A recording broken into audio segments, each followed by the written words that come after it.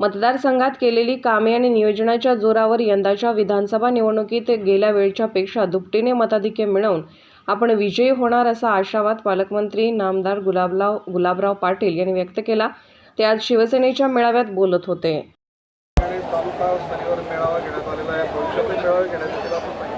जळगाव तालुक्याचा या ठिकाणी बूथ प्रमुखांचा आणि शिवदूतांचा आणि प्रमुख कार्यकर्त्यांचा मेळावा घेतलाय।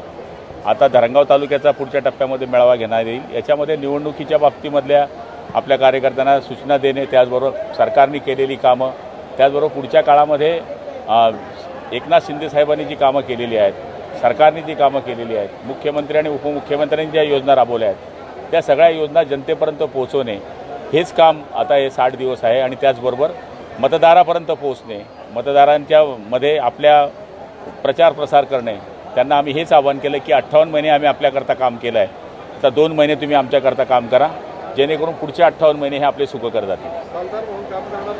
बिलकुल साथदार म्हणून आम्ही जनतेचं काम करत असतो। नेहमी आम्हाला ज्या पद्धतीने आमचा मालक काम सांगत असतो त्याचप्रमाणे आम्ही मालकाचं काम करत असतो। मी उद्धव साहेबांच्या बाबतीत नाही बोललो, हे राऊतांच्या बाबतीत बोललो। आपण पूर्ण ऐका, असा गैरसमज करू नका, कारण की उद्धव साहेबांना आम्ही समजून सांगत होतो, पण आजूबाजूचे जे लोक आहेत या लोकांनी त्यावेळेस जर नीट सांगितलं नसतं, त्यांना लाज वाटली पाहिजे होती की ज्यांनी आम्हाला ह्या लोकांना बाहेर काढलं। ही आम्ही राऊतांच्या बाबतीत बोललो आहे आणि बोललो आहे।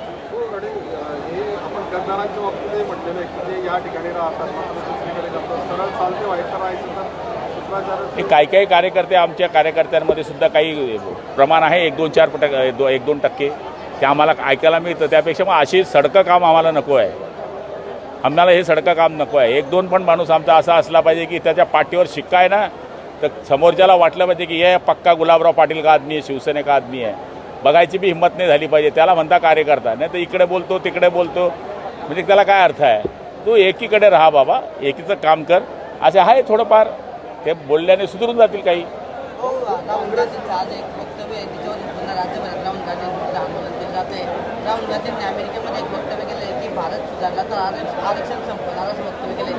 राहुल गांधींना बाकीच्या गोष्टी समजल्या असत्या तर कधीच ते पुढे गेले असते, पण ते कसं आहे, बाबल्या काम चाललंय। महायुतीमध्ये जवळपास 40 जागांवर एकमत होते, वाद असलेल्या 40 जागांची यादी माध्यमांच्या हाती लागलेली आहे। हे बघा, हे वाद चालणारच आहे, 3 पक्ष एकत्र आल्यानंतर हे वाद चालणारच आहे। पण शेवटी वाद संपवण्याकरता नेते लोक प्रयत्न करत असतात, ते कोणतेही पक्ष असो। आगामी निवडणुकीमध्ये ठाकरे गट मुस्लिम उमेदवार पण देणार आहे बहुतेक शक्यता। ते काय सांगायची गरज राहिली का आता?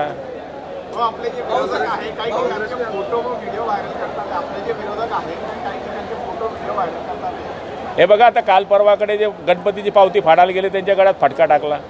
अरे गणपती बाप्पाचं बाप आहे बापा, गणपती बाप्पा करता सगळ्या पक्षाकडे कार्यकर्ते पावती फाडायला जातात, मग गळ्यात फटका टाकायचा। मग आता भांडवल काहीच नाही ना, मग हे आमच्या पक्षामध्ये प्रवेश केले ते लोक येऊन आम्हाला संध्याकाळी भेटतात की भाऊ आम्ही अशा करता गेलो तर पण अशी चूक झाली। तर हे आता हे शेवटचे प्रयत्न आहेत, 5 वर्ष काहीच करायचं नाही, सीजन आलं की वर्षभर फिरायचं, मग 10 RP फिरायचं, मरायच्या पहिले पोचायचं, मग मरतोय का आला त्याच्या घरी, म्हणजे 4 वर्ष 5 वर्ष काही करायचं नाही।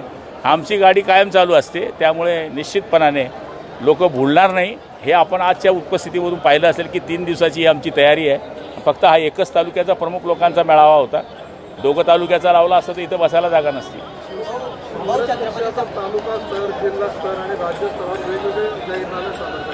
कोण? त्यांचं तसंच आहे ना, शेवटी इथे जाहीरनामा जर स्थापन करायचा असेल, द्यायचा असेल, तर काँग्रेसला राष्ट्रवादीला विचारावं लागेल, उद्धव साहेबांना विचारावं लागेल, उद्धव साहेबांना त्यांचा जाहीरनामा साकारायचा, दोघांना विचारावं लागेल, आणि त्यांचा अजिंठा हा एक नाही ना।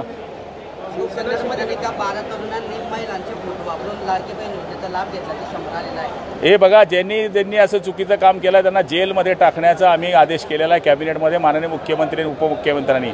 जो सपडेगा बाहर नहीं आने का, अंदर ही रहने का उसने।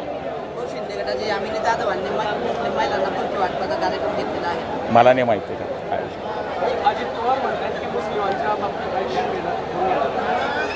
हे त्यांचं व्यक्तिगत मत असावं।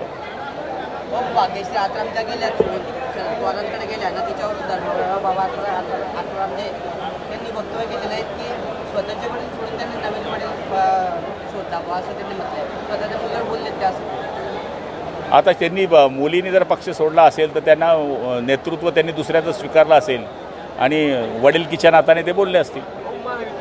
सर्वात 25 जागा मिळवण्याचा भाजपच्या सर्वेतून निकष आहे आणि नागपूरमध्ये केवळ भाजपच्या जागा असल्याचं सर्वेतून दाखवलं. मला एवढं माहीत नाही. शेवटी हे ठरवण्याचे अधिकार वरिष्ठांचे आहे आणि सर्वे करण्याचे अधिकार तुमचे आहे.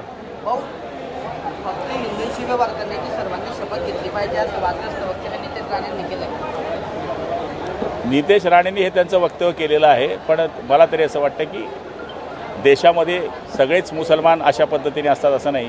जे कोणी पाकिस्तान धार्जिणे आहे, बांगलादेशी धार्जिणे आहे, यांच्या बाबतीमध्ये वक्तव्य करणं हे योग्य आहे. त्यांनी हे वक्तव्य करत असताना सगळेच मुसलमान देशद्रोही आहे किंवा सगळेच मुसलमान चुकीचे आहे असं म्हणू नये, असा आमची सल्ला आहे.